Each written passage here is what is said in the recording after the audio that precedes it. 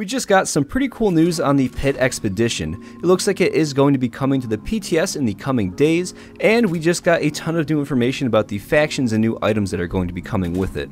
We have a big article here, so let's dive right into it. Alright, so I have the article pulled up, and it opens up with a really cool screenshot of a steel plant. It says Union Steel, Pennsylvania Steel Company, USA, and it looks like there's some guards over there guarding a little outpost.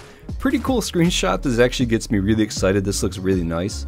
And I gotta say that I am so hyped for this. I did not think that this would come out till like the summer, so seeing that we're actually going to be able to play it in the next few days is really exciting. But starting off here with the article, it says, in the coming days we're planning to reopen the public test server so that you can catch some early hands-on time with expeditions. This is a major new feature for Fallout 76 that will take you beyond the reaches of Appalachia for the very first time. With repeatable missions that are tuned for higher level players, the entire team has been hard at work implementing expeditions, and we can't wait to hear what you think after you've had a chance to give it a try in the test server. And it just says read on here for some more information. So it says, take refuge at the White Spring. The responders who brought much needed aid to the residents of Appalachia and who fought back against the Scorched Plague have been gone for years. However, the spirit of their endeavors still lives on to the people who have returned to the region and taken up their noble cause. Given their growing ranks, the responders have reformed and recently taken up residence in the White Springs Resort. That's very interesting. But continuing on, it says there they have set up the White Springs Refuge as a hub for their operations and the home base for an intact vertibird they've secured during their endeavors in the wasteland. When you head to the refuge, you will meet many of the hardworking folks who make up the new responders and learn about their ambitions to explore and provide aid to settlements outside of Appalachia using the vertibird. So that's pretty weird that the responders kind of took over the White Springs. I'm wondering how it's going to look. I wonder if the robots are going to turn into responder robots. I wonder how Modus feels about that. I'm kind of surprised that he let that happen with all of the defenses that he has around White Spring, all of the robots, but we're just going to have to see how that plays out.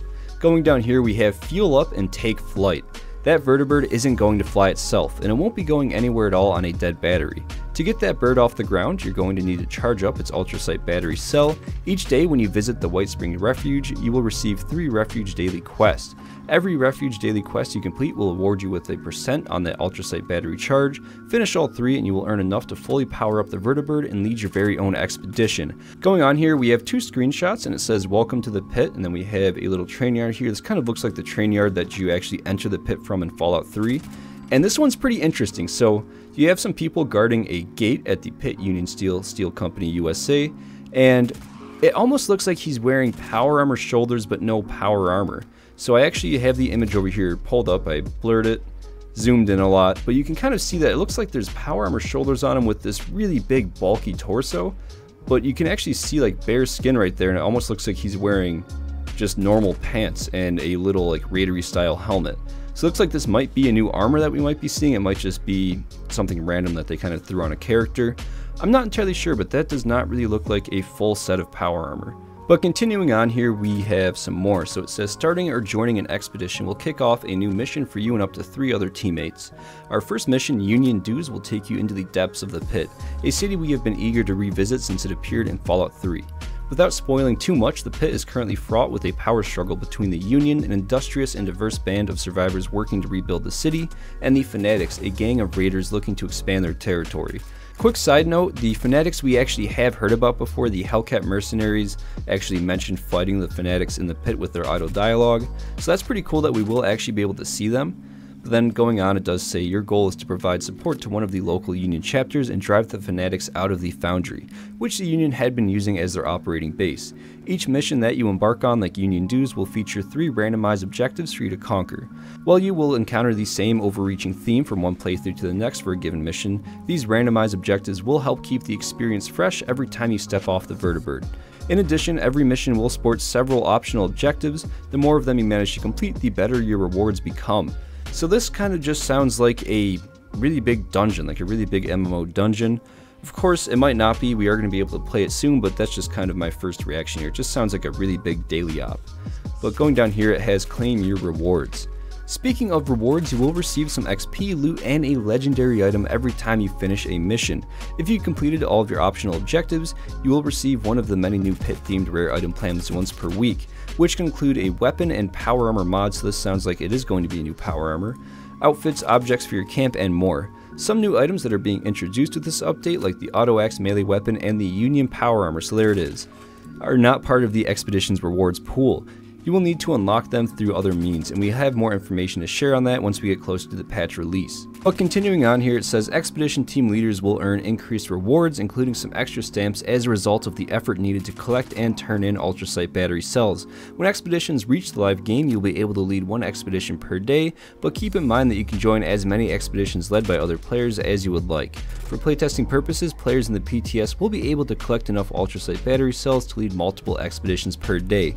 So that's pretty cool. We can just do a lot of testing, but then this just says to join us in the test server with some information about that. So this is all really exciting. I did not think that we'd be able to play this so soon, and I gotta say, just from reading this, my first thoughts are that it kind of sounds like a big MMO style dungeon, or again like a really big daily op with some randomized objectives, and I hope that that's not the case, and if it is the case, I hope that they really knock it out of the park and that it's super good, because the game definitely does need something big.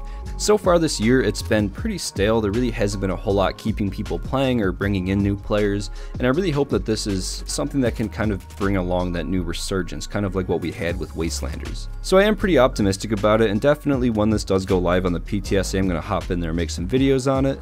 And I gotta say also that I find it kind of strange that the responders took over the White Springs. I was really thinking that that was going to be another Enclave type thing, or that the Vertibird was going to be related to the Enclave, but that is a huge curveball. I did not expect the responders to take over the White Springs. I wonder how Modus feels about it. I wonder if he even knows that they're up there. I hope that he has some new dialogue about it. And I also wonder if the responders know that they're standing on top of a giant military bunker. Because from the sounds of it in the article, they actually found the Vertibird from their endeavors in the Wasteland.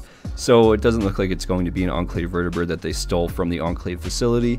And I just find that pretty interesting. I'm kind of excited to see how that goes. But that is pretty much going to be it for this video, just a quick little update. So I would like to say thank you for stopping by and watching, I really do appreciate it. And as always, I would like to give a massive thank you to all of the channel members: Cody Craig, Robert Kennard, Argent Deer, Shaky Hands Workshop, Yosevated, As Death 93, Dalton Murphy, Axel, Kevin W, Anna S, Fallout McFly, Networkgate, Gulty, Wandering Wastelander, Lanthar, Captain Awesome, Citizen Girl, Heather Henderson, Patrick Ruda, 23 Icefire, Jay Smith, Bowser Double Frang, Ice Cream Manny, Chris Decker, Theodore, Digital Aardvark, Christy Mel Schwitz. Thank you guys so much. I love you guys, and have a great day.